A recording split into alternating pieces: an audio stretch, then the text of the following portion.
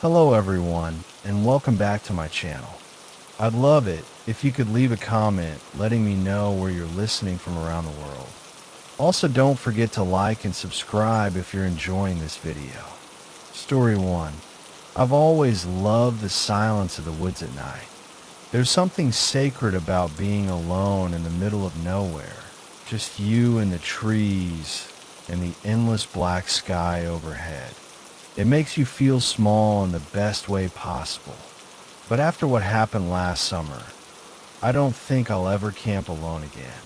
I had picked a spot deep in a national forest, miles from the nearest town, even farther from any marked trails. The kind of place where no one can bother you. Just me, my tent, a crackling fire, and the whispering wind through the trees.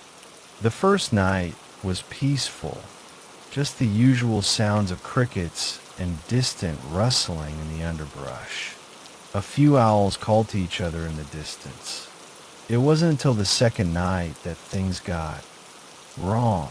I woke up at 2 a.m. to the sound of footsteps outside my tent, not the soft, erratic patter of an animal. These were slow, steady, human. I held my breath, listening. The steps crunched through the leaves, stopping just a few feet from where I lay. I felt a chill roll down my spine. No one should be out here. I hadn't seen another person for miles. Slowly, I reached for my flashlight, my fingers trembling as I wrapped them around it. "Hello," I called out, trying to keep my voice even. No answer. The silence that followed was worse than the footsteps. I sat up, every nerve in my body screaming.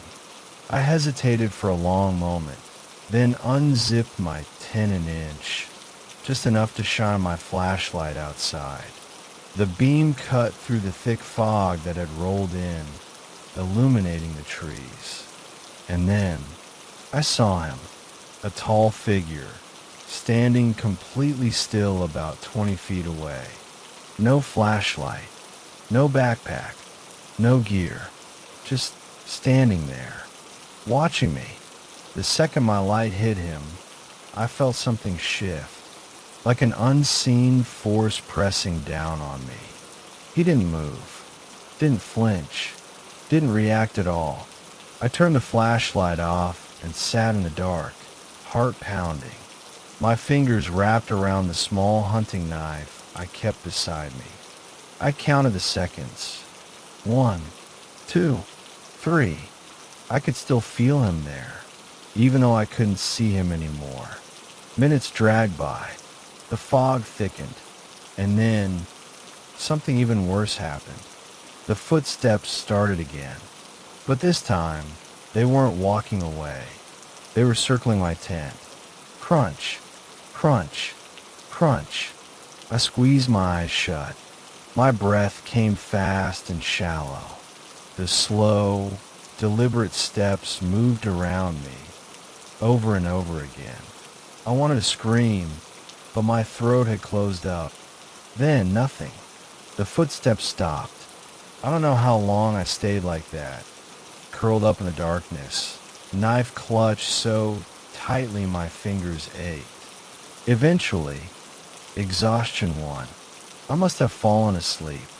Morning light seeped through the thin fabric of my tent. For a moment, I thought maybe it had been a nightmare, that I had imagined it. And then I stepped outside. The footprints were everywhere, circling my tent. Deep, bare footprints pressed into the damp earth. No shoes, no socks, just skin against earth. And they didn't lead anywhere.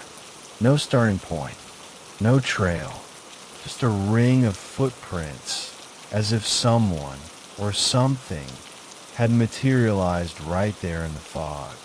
I packed up my gear in record time.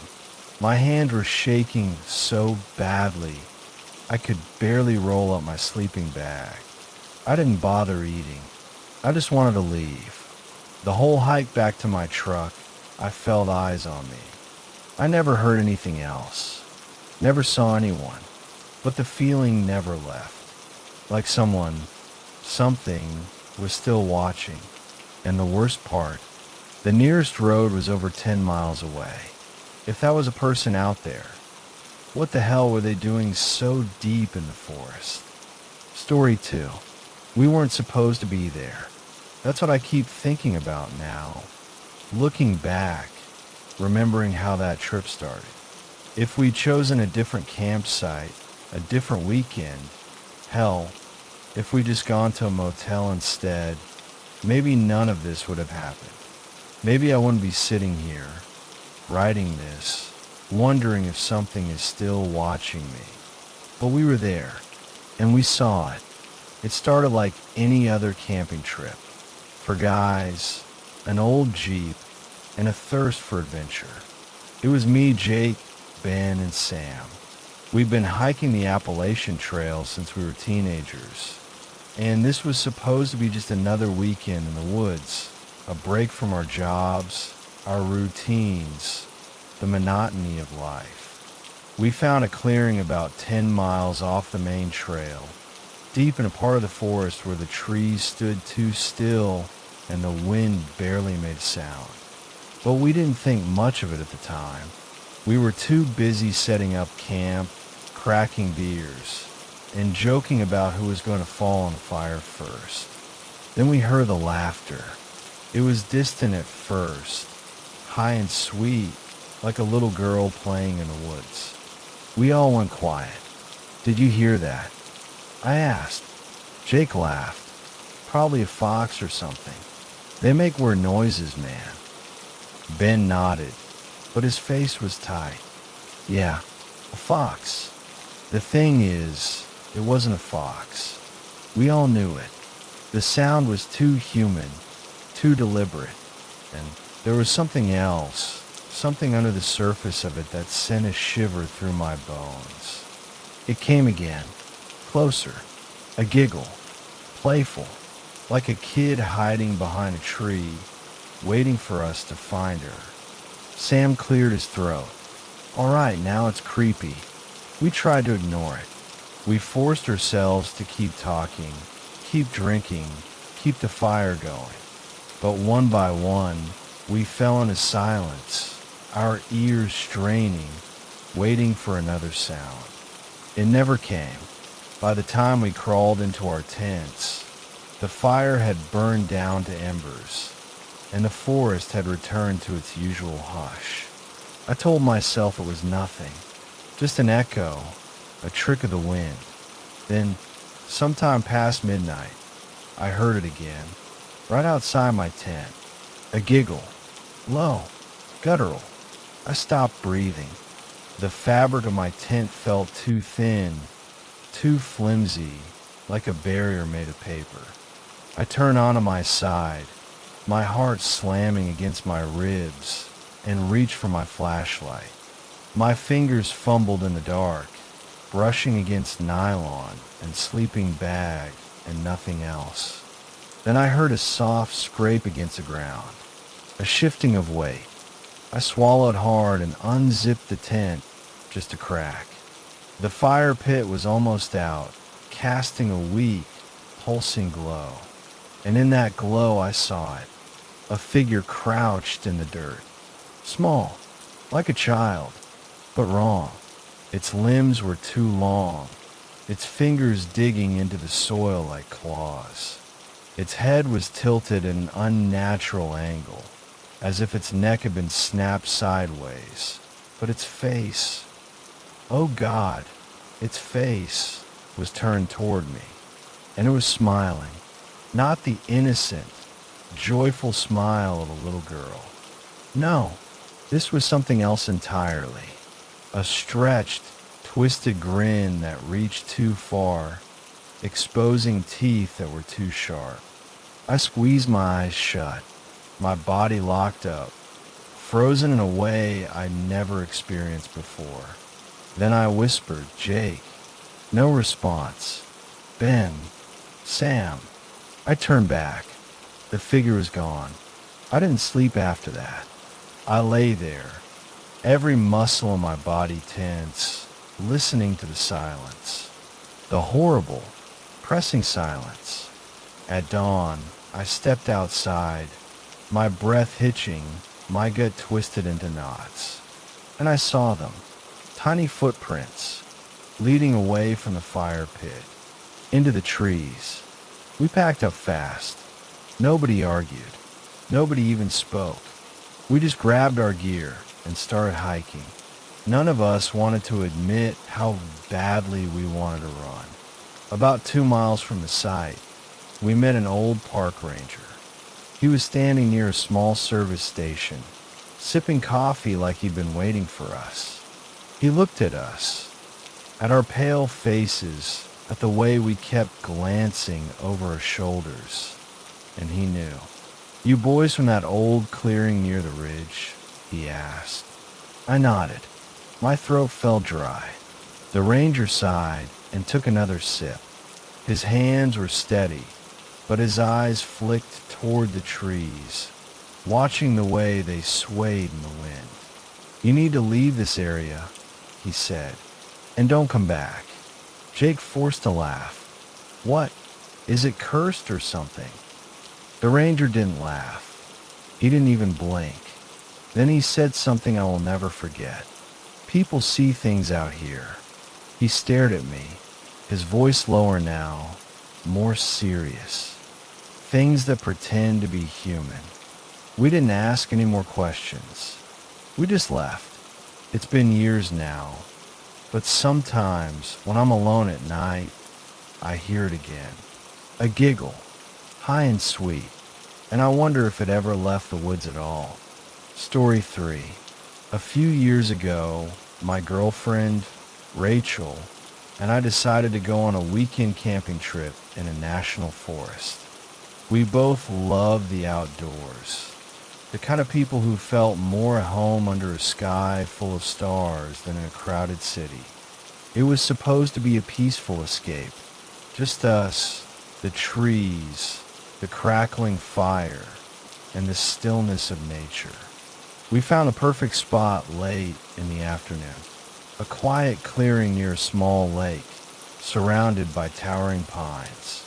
The kind of place where you can hear your own heartbeat if you stand still long enough. We pitched our tent, gathered firewood, and as the sun melted into the horizon, we sat by the fire, talking, laughing, just enjoying the simplicity of being alone together. Then the noises started. At first, it was just the usual sounds of the woods, the rustling leaves, the distant hoot of an owl, the occasional snap of a twig. But then came something different, a sound that sent a cold trickle of unease down my spine, a branch snapping, above us. Rachel noticed it too. She tilted her head up, her brows knitting together. "Probably a raccoon," she said, but there was hesitation in her voice. I nodded, though something inside me whispered that this was different. Too loud, too deliberate. Then came the laugh. Low, raspy, almost playful. My breath caught in my throat. Rachel grabbed my arm, her nails digging into my skin. I swallowed hard and reached for the flashlight beside me. My fingers felt clumsy, the plastic slick with sweat. When I finally clicked it on and aimed it upwards, my stomach dropped. A man, if you could call him that, was crouched on a thick branch about 15 feet above us.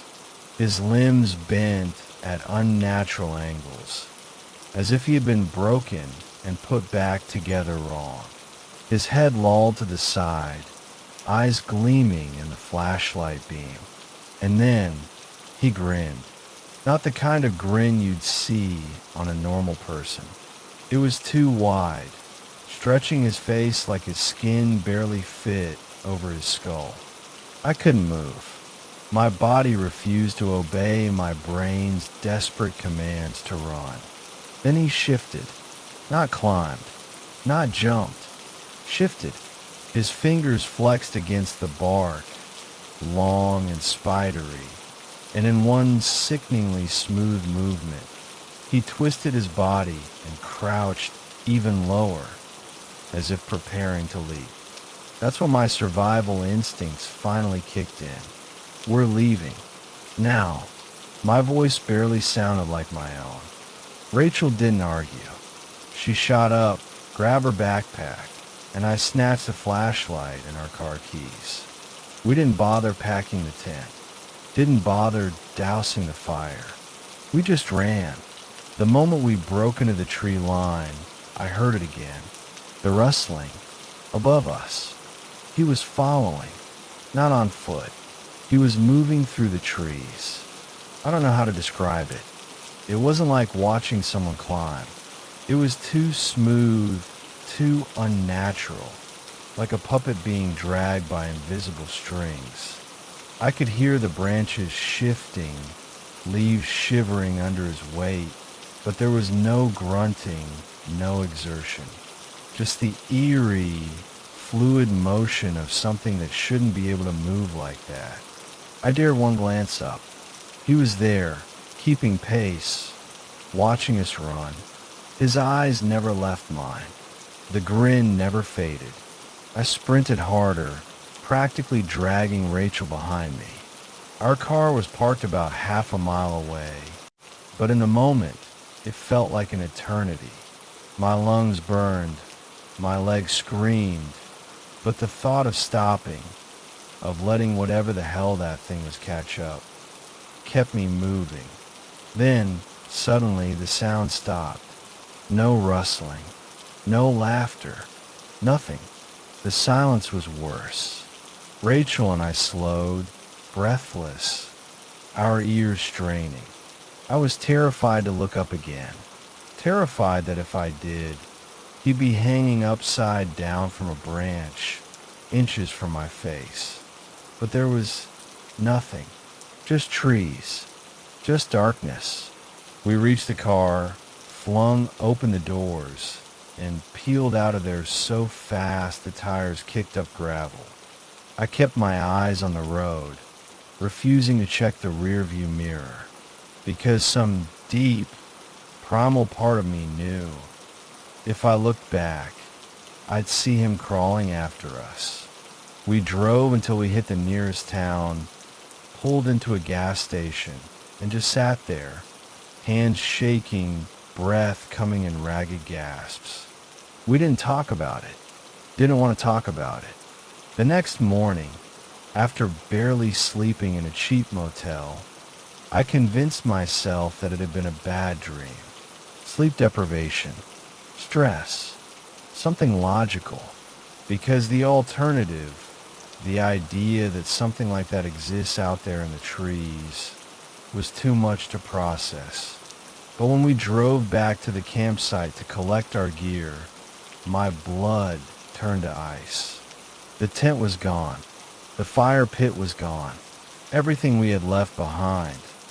Our supplies, our backpacks, even the pile of firewood was gone. As if we had never been there. As if the forest itself had swallowed every trace of us. Rachel turned to me, her face pale. Let's go. We never spoke about it again. Never went camping again. And I have never, will never, look into the trees at night.